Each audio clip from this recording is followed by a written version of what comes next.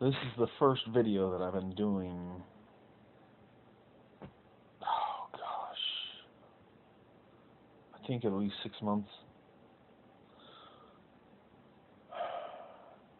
The last video I did was about the Islamic refugees, and that was before I left Facebook for that short period of time.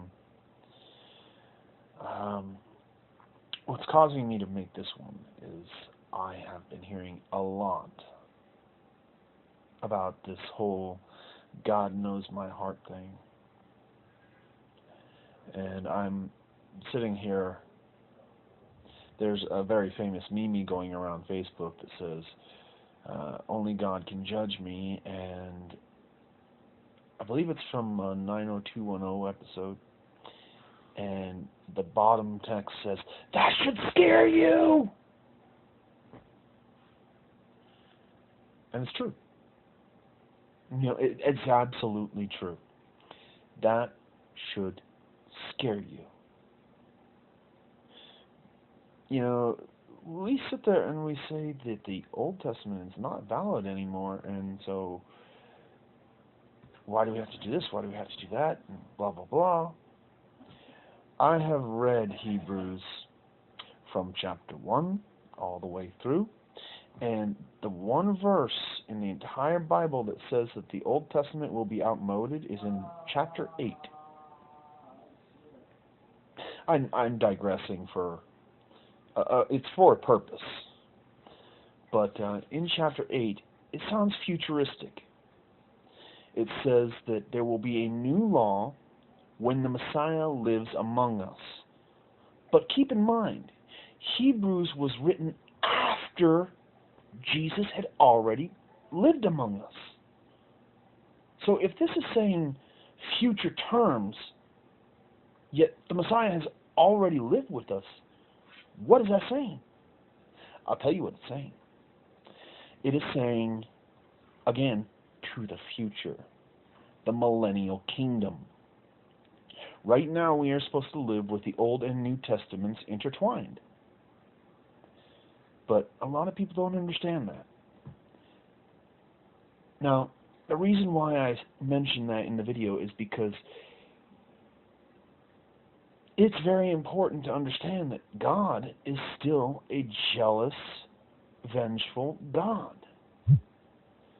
So, for those of us to say, God knows my heart,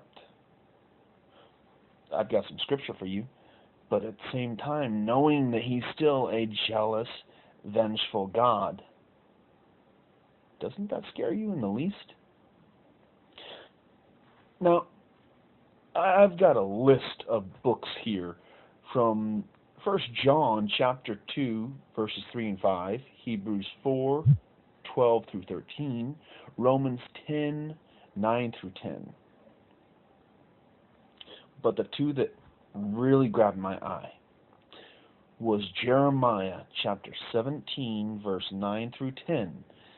The heart is more deceitful than anything else and mortally sick.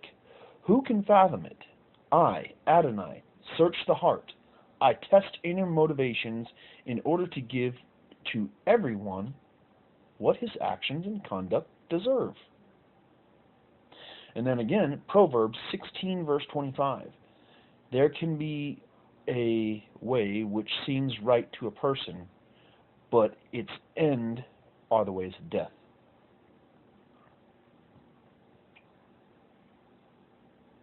Again, God knows your heart? Really? That's what you're going to use to continue living in sin? People, come on.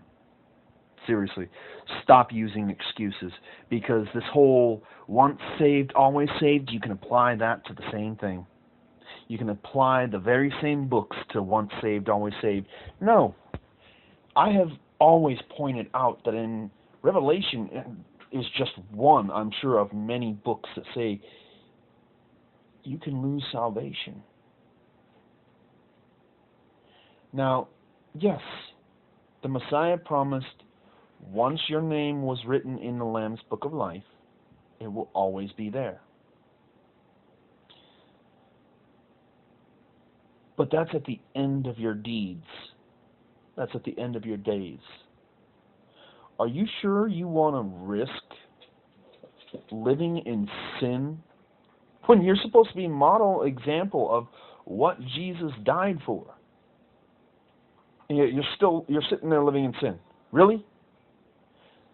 How does that make any sense whatsoever? Seriously, stop making excuses to live a life of sin and start doing what's right. Start doing what the Bible tells you to do. Stop lying to others. Because if you mislead someone, it's their soul, but their blood is on your hands.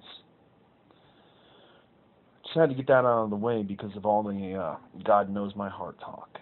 So, I hope you all have a good evening, and I hope that I can start making more videos. I really enjoy this phone, and so I'm really going to start making videos from the phone because a lot of things just hit me inspirationally in the spur of the moment, and I don't have a computer nearby that I can record things, but with this phone, I'm able to do it, so I should be starting more videos again.